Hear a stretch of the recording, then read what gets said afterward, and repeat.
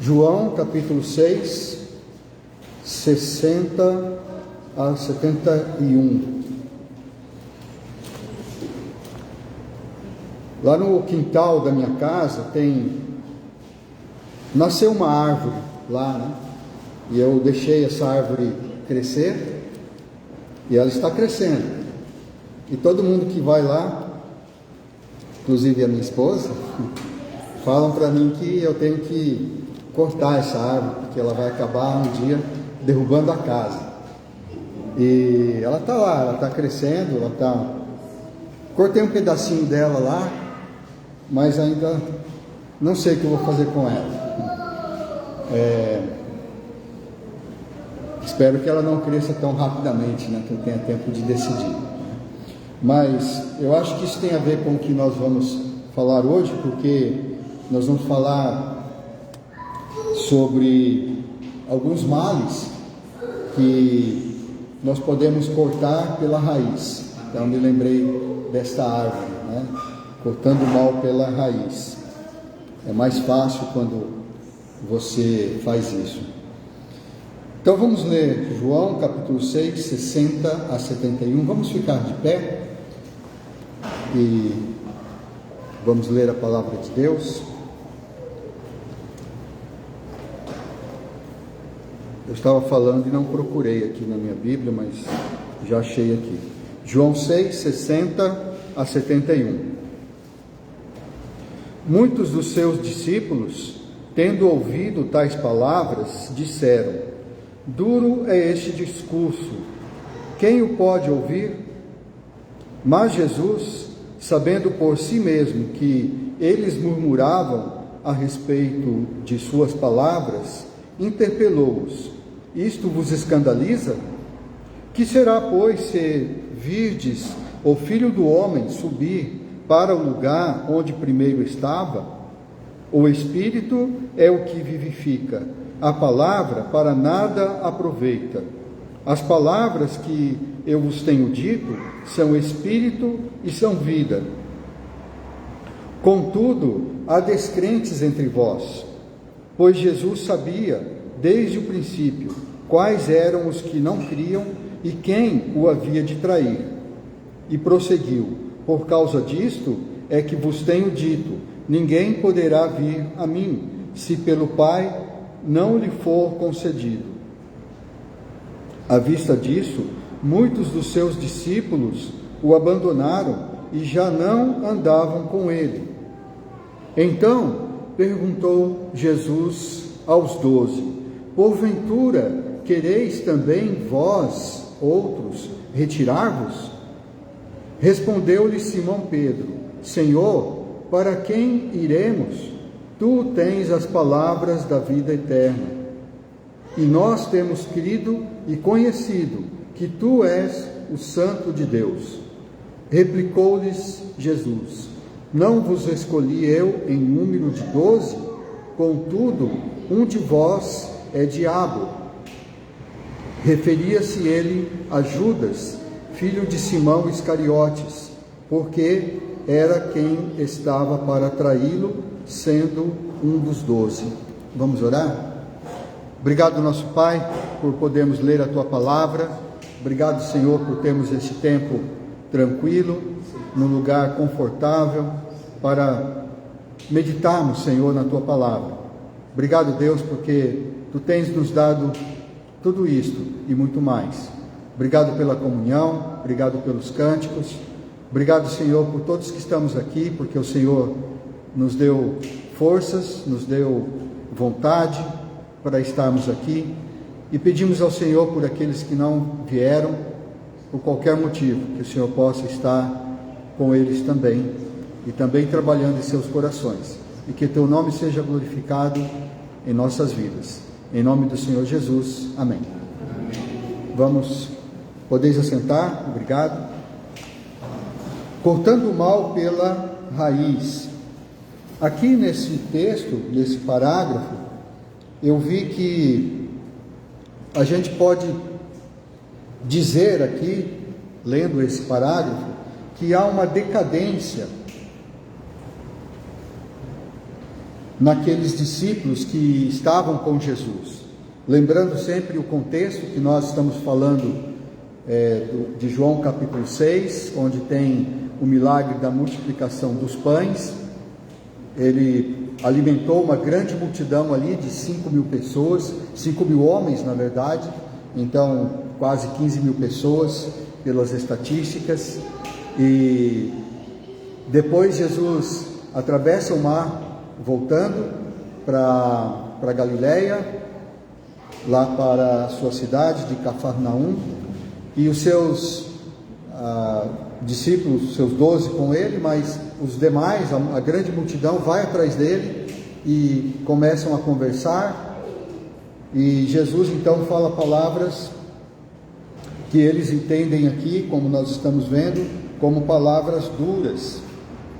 E conforme nós vamos lendo esse parágrafo, nós podemos perceber que há uma decadência em 3 níveis. Vai baixando o nível da fé, com relação à fé, e nós, para evitarmos que isso aconteça conosco também, que nós entremos em decadência, então nós podemos dizer que é mais fácil cortar o mal pela raiz, quando ainda está começando esta decadência. O primeiro nível de decadência que nós podemos encontrar nesse texto, nesse parágrafo, é a murmuração.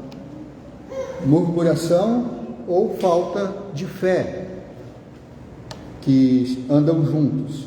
Nos versículos 60 a 64, a gente vê alguns discípulos dizendo que o discurso de Jesus era muito duro. Eles dizem: é duro esse discurso de Jesus, quem o pode ouvir? Lembre-se que Jesus estava dizendo que a sua carne era a verdadeira comida, o seu sangue era a verdadeira bebida, e eles ficam ali: mas como que é isso? Nós vamos comer a sua carne, beber o seu sangue? E Jesus não fez nem questão de explicar profundamente naquele momento. Então eles dizem: esse discurso é muito duro. E aí no versículo 61 diz que eles começaram a murmurar a respeito destas palavras, e Jesus percebeu. Então Jesus disse para eles: isto vos escandaliza? Vocês estão escandalizados por causa das minhas palavras, dizendo que são palavras duras?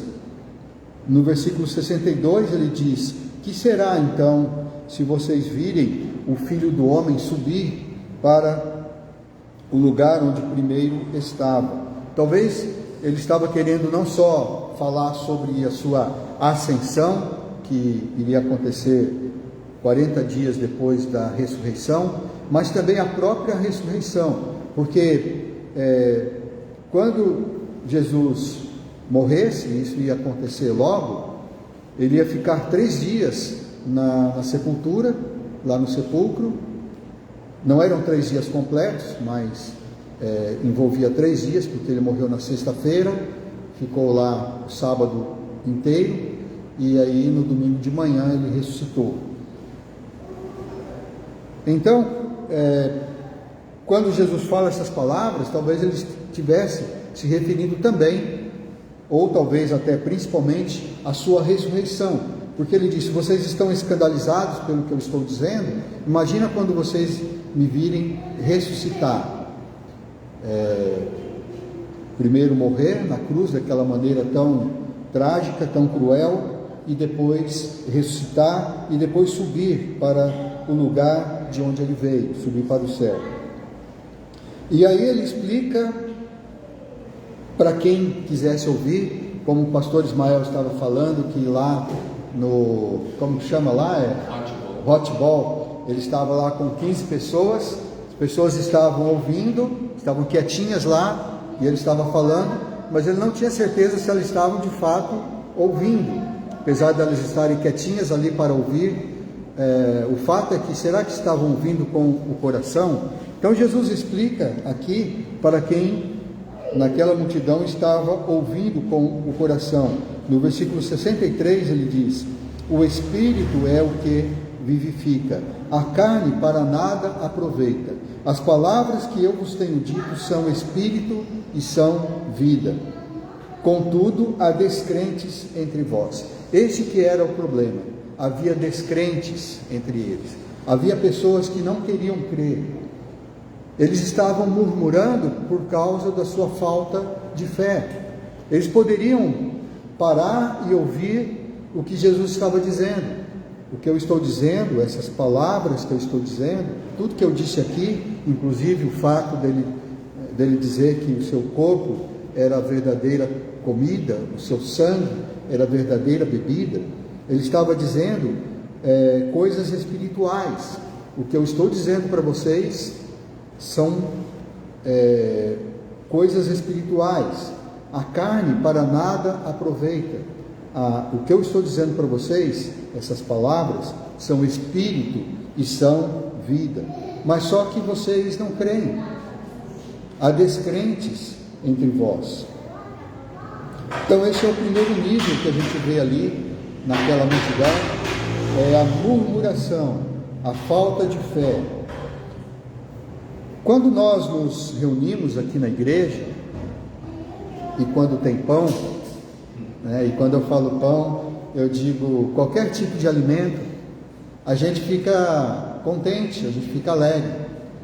Nos cultos de gratidão, tradicionalmente a gente tem bastante pão, ou seja, bastante comida e bebida, e a gente vê que as pessoas ficam animadas. Muitos que talvez não se animariam em vir à igreja, elas vêm nesses dias porque é muito bom. Mas nós também nos alegramos quando não tem pão. Nós nos alegramos até se houver um jejum, se de repente nós convocarmos aqui um culto de jejum, um culto onde nós estaremos em jejum, eu acredito que nós também nos alegraríamos, porque a nossa alegria não depende destas coisas. Apesar que sim, nós nos alegramos com tudo isso, e Deus nos deu isso para a nossa alegria. Mas a nossa alegria está em Jesus, porque Ele é a verdadeira comida. E o sangue de Jesus é a verdadeira bebida. E é isso que nos alegra. Em 1 Coríntios 15, 45, nós lemos que o primeiro homem, Adão, foi feito alma vivente. O último Adão, porém, é espírito vivificante. Jesus, aqui chamado de o último Adão, ele é espírito vivificante. Nós nascemos de novo quando nós cremos em Cristo. Nós já tínhamos nascido de Adão, nosso pai segundo a carne, porque Deus criou o homem e a mulher, o primeiro homem foi Adão. Deus criou homem e mulher, e nós todos nascemos dele, segundo a carne. Mas, quando nós cremos em Cristo, nós nascemos de novo, nós nascemos de Jesus, nascemos espiritualmente, porque Ele, o último Adão, é espírito vivificante, e é isso que nos dá alegria. As palavras de Jesus vivificam, porque Jesus é espírito e Ele é a vida. Mas as palavras de Jesus, apesar de elas serem espírito e vida, elas também podem matar. Lá em 2 Coríntios, capítulo 3, versículo 6, nós lemos que Deus nos habilitou para sermos ministros de uma nova aliança. Aliás, habilitou os apóstolos, Paulo e os demais apóstolos. E esta nova aliança, ele diz, não da letra, mas do Espírito, porque a letra mata, mas o Espírito vivifica. Não fique preocupado. Pode ler a Bíblia, que você não vai ficar louco, você não vai morrer por ler a Bíblia. Esta letra não mata, pelo contrário, ela dá vida. Mas ela pode matar, sim. Em Provérbios, capítulo 13, ou capítulo 3, acho que é capítulo 13, é isso mesmo. Capítulo 13, versículo 13 de Provérbios diz: o que despreza a palavra, a ela se apenhora, mas o que teme o mandamento será galardoado. Entenderam? A palavra está aí, a palavra de Deus. Mas o que despreza esta palavra, ele se apenhora, ou seja, ele está apostando a sua vida que esta palavra não tem validade. Então, quem despreza a palavra, ele está apostando a sua vida. Não é isso que acontece? Porque cada um vive como quer. Cada um, se quiser ouvir a palavra e ter vida, ele ouve, ele crê, ele nasce de novo. Mas se ele quiser desprezar a palavra, ele tem livre arbítrio, ele tem essa liberdade. Só que aí ele está se apenhorando a esta palavra, ou seja, está apostando a vida dele que esta palavra não é digna de confiança. Em João, capítulo 12, versículo 48, Jesus mesmo fala: quem me rejeita e não recebe as minhas palavras, tem quem o julgue. A própria palavra que eu tenho dito, que eu tenho proferido, essa o julgará no último dia. Então a palavra mata, ela pode matar. Mas se você crer, se você se entregar, se você apostar a sua vida nesta palavra, então a própria palavra diz que você viverá eternamente. As palavras do Senhor são duras, são difíceis da gente seguir. Você vê algum vestígio de injustiça em Deus? Quando você ouve notícias no jornal, na televisão, de algumas coisas que acontecem e você pensa: puxa, mas como que isso pode acontecer? Como que Deus permitiu? Será que você vê algum vestígio de injustiça em como Deus distribui as suas bênçãos, ou como Ele distribui as maldições? Nós lemos em Mateus 25, 24, que a história de um homem que tinha uma vinha e ele saiu para assalariar pessoas para trabalhar na sua vinha. Então ele foi à praça, que era o lugar onde as pessoas ficavam, esperando alguém os contratar, e aí ele foi de manhãzinha e ele viu muitas pessoas ali, ele os contratou para trabalhar na sua vinha. Depois ele foi de novo lá perto da hora do almoço e tinha outras pessoas lá, e ele falou: vão lá também trabalhar na minha vinha, né? Porque eu estou precisando de gente para trabalhar. E aí ele foi de novo, de tardezinha, já estava quase para escurecer, lá pelas 5 da tarde, ele foi lá e tinha mais pessoas ali à toa, e ele falou: mas por que vocês estão aí à toa o dia inteiro? Vão lá também trabalhar na minha vinha, eu estou precisando de gente para trabalhar lá, para colher uvas, para fabricar o vinho.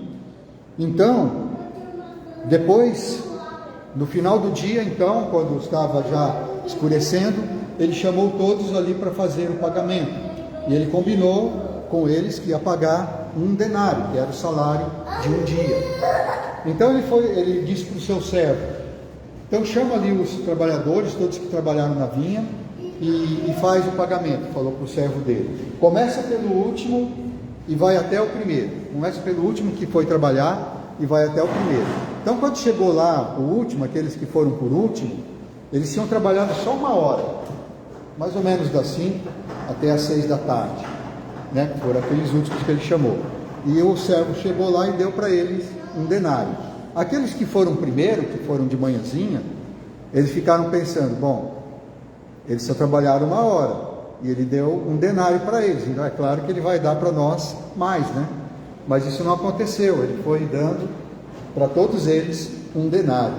E aqui então, aí que ainda tem esse versículo, Mateus 25, 24, chegando por fim o que recebera um talento, aqui diz um talento, bom, talvez seja isso mesmo, né?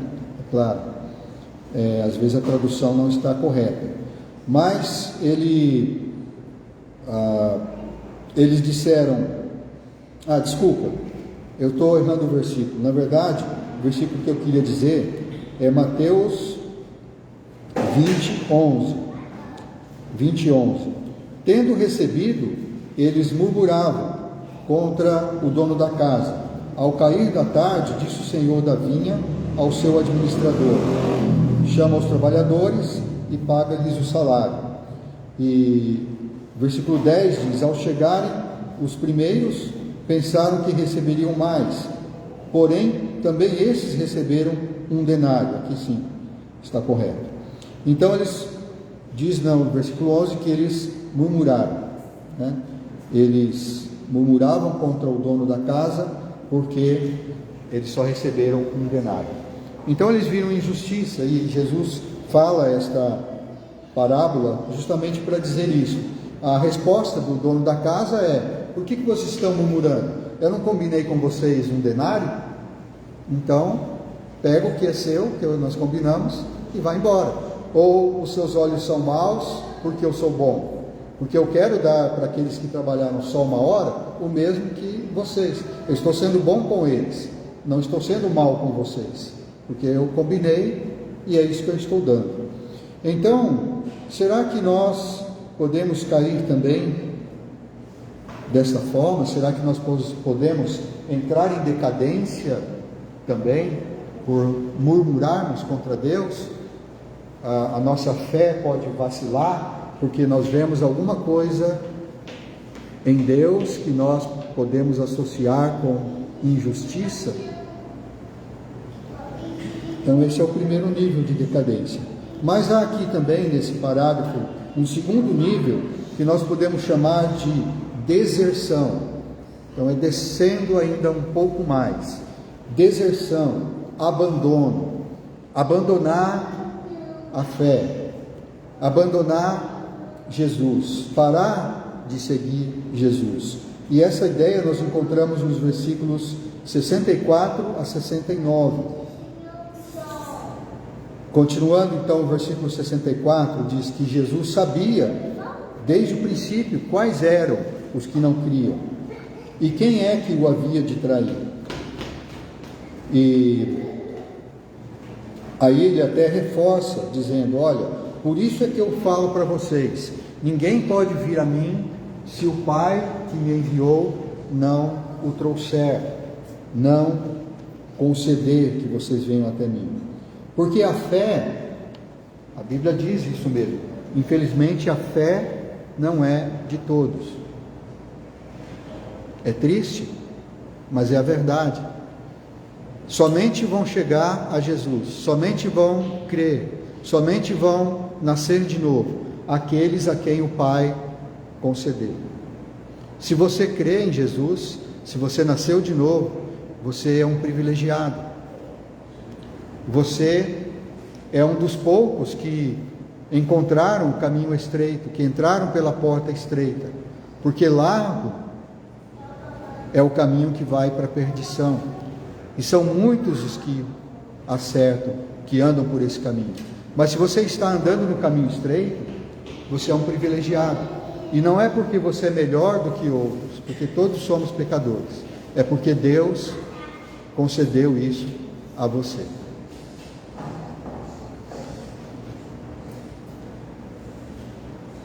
Mas a fé não é de todos, por isso muitos desertam, muitos abandonam Jesus. Então no versículo 66 diz que à vista disso, do discurso duro de Jesus, muitos dos seus discípulos o abandonaram e já não andavam mais com ele. Aí ele perguntou para os 12: e vocês? Vocês também vão querer me abandonar? E o Pedro, sempre primeiro, né? Sempre o primeiro a responder, sempre o primeiro a se voluntariar, ele disse: Senhor, para quem nós iremos? Tu tens as palavras da vida eterna. E nós temos crido e conhecido que Tu és o Santo de Deus. Se você abandonar Jesus, se você parar de seguir Jesus, para quem você irá? É só Jesus que tem as palavras da vida eterna. Mas, apesar de tudo isso, muitas pessoas desertam. Sabendo disso, muitas pessoas abandonam Jesus. Em 2 Timóteo 4,10 nós lemos: porque Demas, tendo amado o presente século, me abandonou e se foi para Tessalônica. Demas ficou famoso porque ele era um companheiro de Paulo, ele acompanhava Paulo nas suas missões, nas suas viagens missionárias, mas ele amou o presente século, ou seja, ele amou este mundo. João, ele fala lá na sua primeira carta, né? Não ameis o mundo, nem as coisas que há no mundo. Porque aquele que ama o mundo, não ama o Pai, mais ou menos isso. E aí ele diz: porque tudo que está no mundo, a concupiscência da carne, a concupiscência dos olhos e a soberba da vida, não procede do Pai, mas procede do mundo. Só que o Demas amou o presente século e abandonou Paulo. Nós temos algumas personagens famosas da nossa história que abandonaram, pelo menos, a igreja, e a vida que eles levaram nos faz crer que eles pararam de andar com Jesus. Você, claro, já deve ter ouvido falar de Elvis Presley. Elvis Presley, ele foi considerado um dos maiores, se não o maior cantor do mundo, cantor popular. E ele começou a cantar no coral da igreja onde eles iam, sua família frequentava, aos 9 anos de idade. Ele nasceu numa cidade chamada Tupelo, lá nos Estados Unidos, no estado do Mississippi, uma cidadezinha do interior.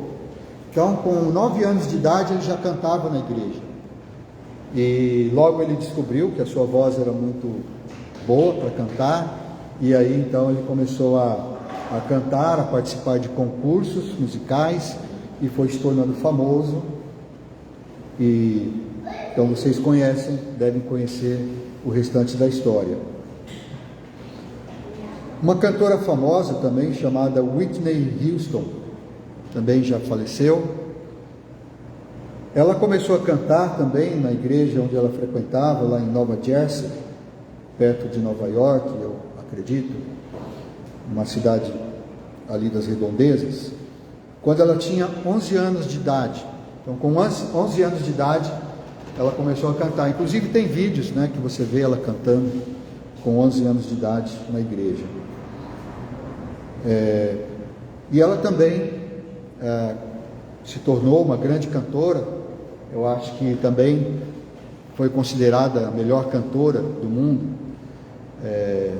a melhor voz, né? E ela tem uma voz muito bonita, tem filmes que ela fez e tudo isso. Mas ela também começou cantando na igreja. Uma outra personagem, esse é brasileiro, é o Nelson Ned. Nelson Ned também foi um grande cantor. Ele também conquistou muitos prêmios, né? E sua voz era muito potente, muito bonita. Eu acho que ele não frequentava uma igreja evangélica quando ele era pequeno, mas ele afirma, né, em suas entrevistas, depois que ele se converteu e ele começou a cantar músicas evangélicas, em vez de cantar as músicas que ele cantava antes, ele disse que ele tinha fé em Deus antes da sua fama, mas que depois que ele ficou famoso, ele começou a se afastar cada vez mais de Deus. É isso que ele disse. E aí então ele resolve voltar, como o filho pródigo voltou para a casa do pai.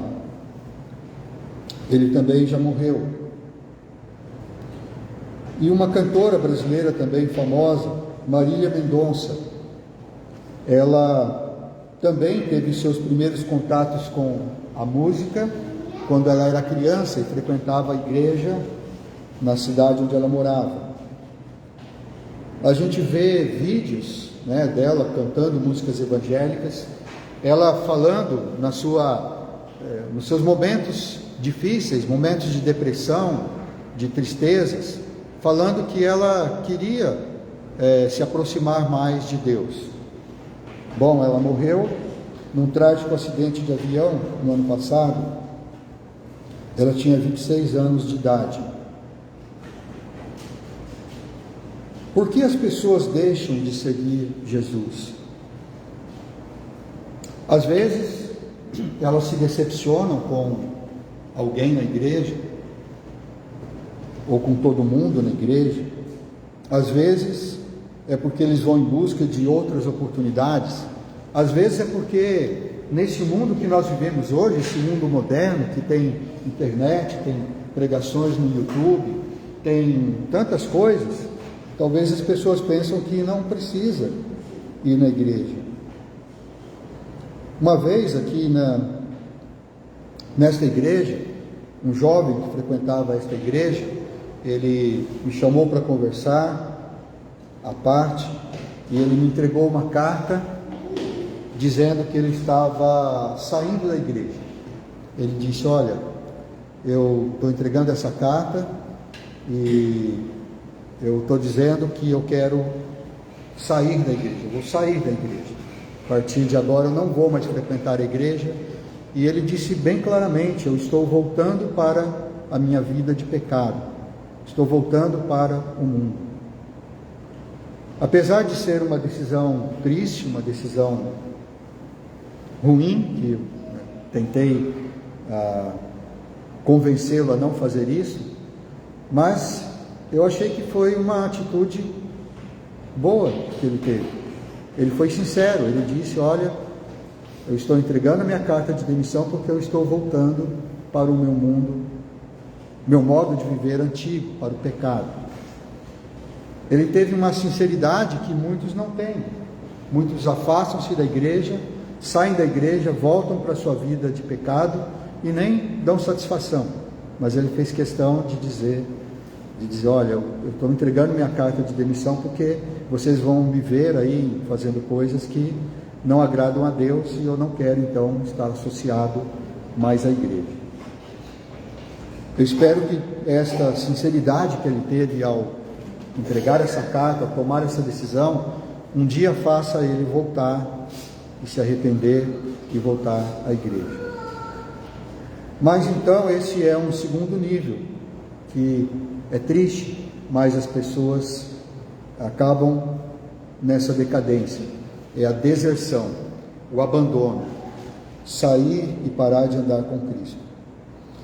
Mas ainda há um terceiro nível, mais fundo ainda, mais profundo, que é a traição.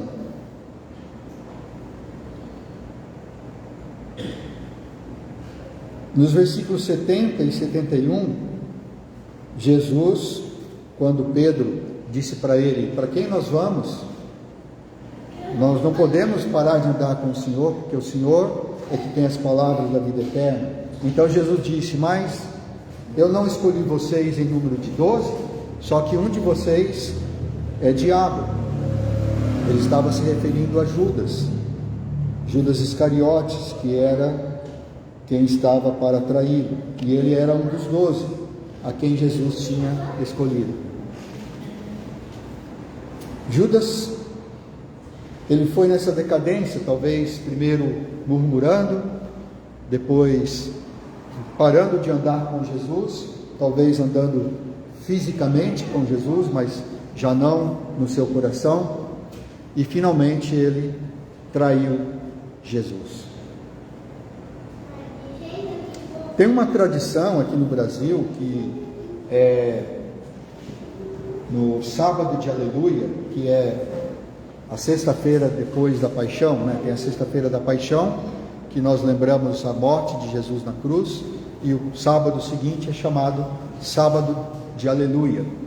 E nesse sábado de Aleluia, todos os anos, tem uma tradição no Brasil que é malhar o Judas.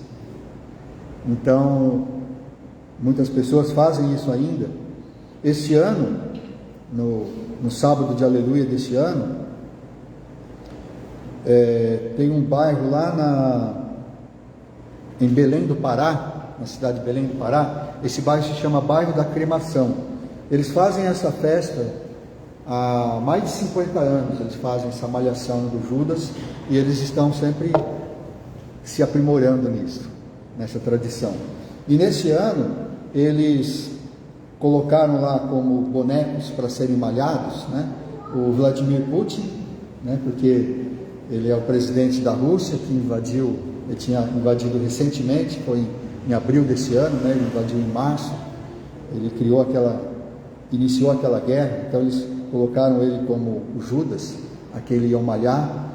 Eles colocaram também um boneco representando a Covid-19, que Covid-19 foi uma tragédia para nós, né? Então, inclusive, eles ficaram 2 anos sem poder realizar esta brincadeira, que eles chamam de brincadeira, né, de malhar o Judas, por causa da Covid-19. Então, colocaram lá um boneco representando a Covid-19.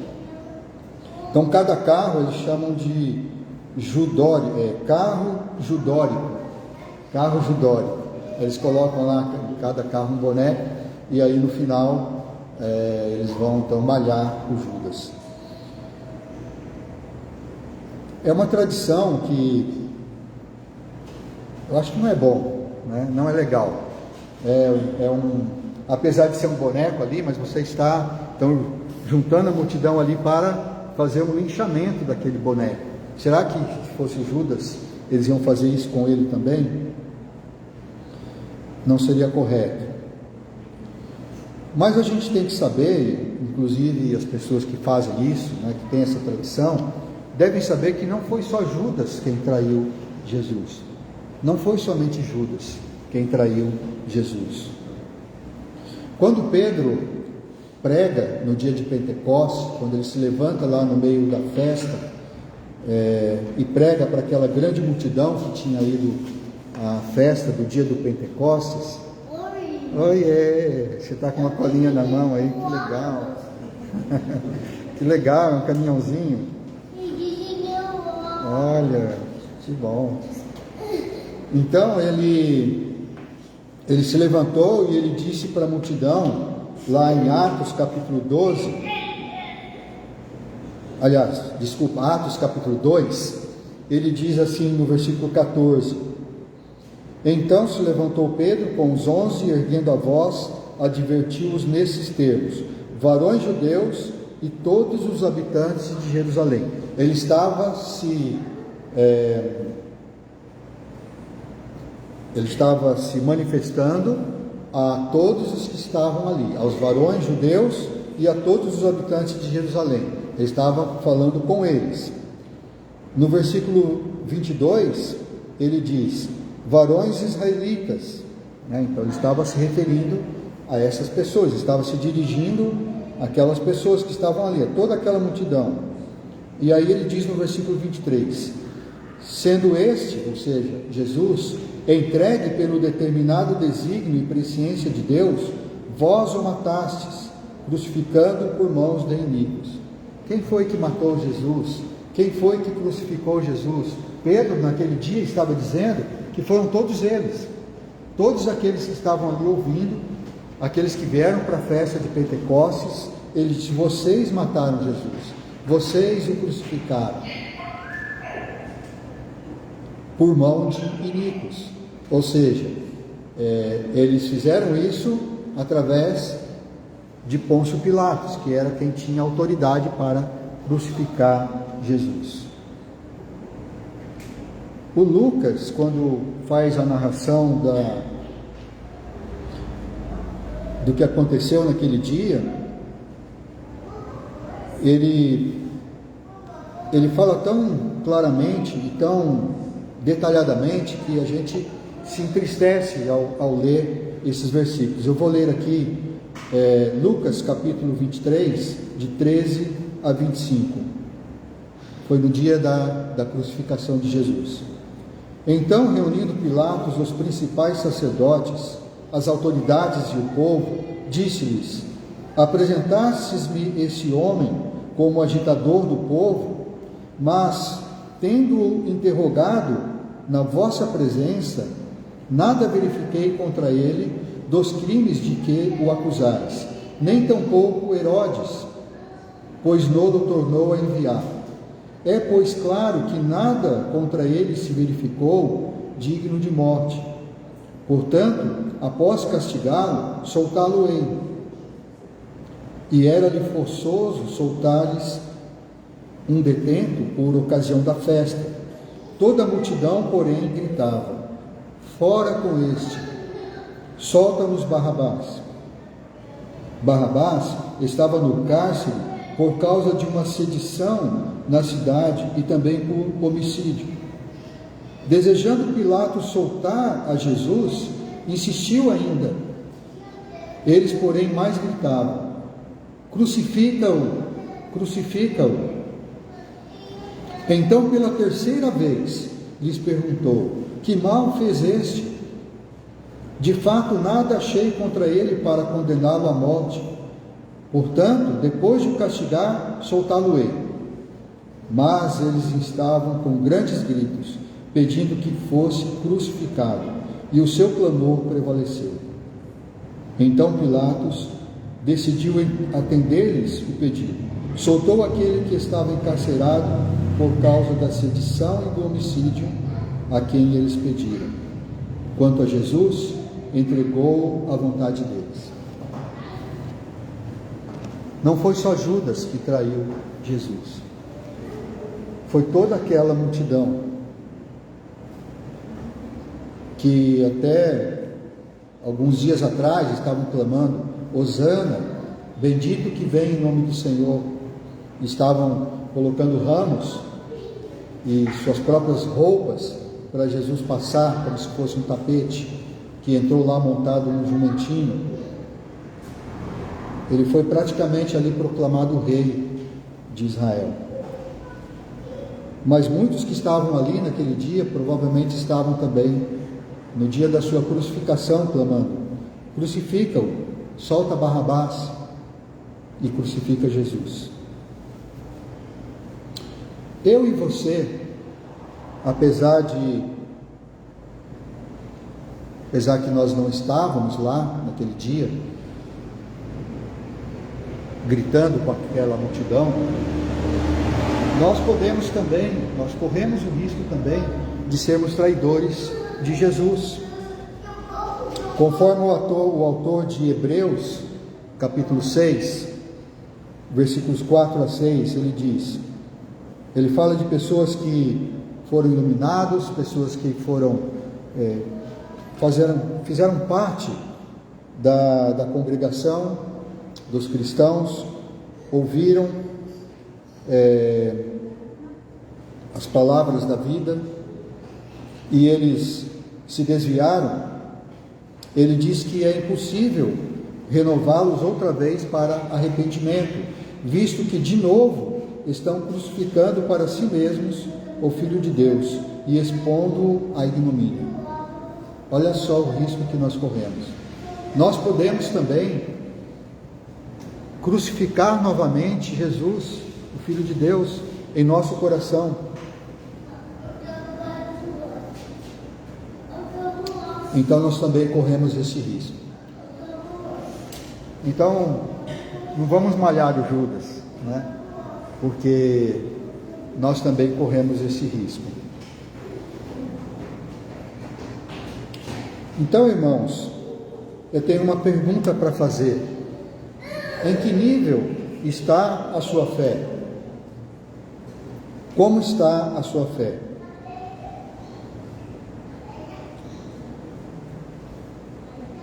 Lá em 2 Coríntios, capítulo 13, versículo 5, Paulo diz: examinai-vos a vós mesmos, se realmente estáis na fé, provai-vos a vós mesmos. Então eu faço esse mesmo apelo. Como está a sua fé? Será que você está sendo tentado, assim como eu, à murmuração? Será que a sua fé também está vacilando? Então, se isso estiver acontecendo, é melhor nós cortarmos o mal pela raiz. Porque aí nós podemos, se não fizermos isso, podemos cair ainda mais para o nível da deserção e até mesmo para a traição de nosso Senhor Jesus Cristo. 1 Coríntios 10, 12 diz: aquele, pois, que pensa estar em pé, veja que não caia. E 1 Coríntios 10, 13, que é a sequência desse versículo, diz: não vos sobreveio tentação que não fosse humana, mas Deus é fiel, e não permitirá que sejais tentados além das vossas forças. Pelo contrário, juntamente com a tentação, vos proverá livramento, de sorte que a possais suportar. Que Deus nos guarde, nos abençoe e nos livre de entrarmos em decadência. Eu ainda não sei o que eu vou fazer com aquela árvore no meu quintal, mas se eu perceber que eu estou começando a murmurar, então eu já vou querer logo cortar o mal pela raiz. Amém? Obrigado, irmãos. Deus os abençoe.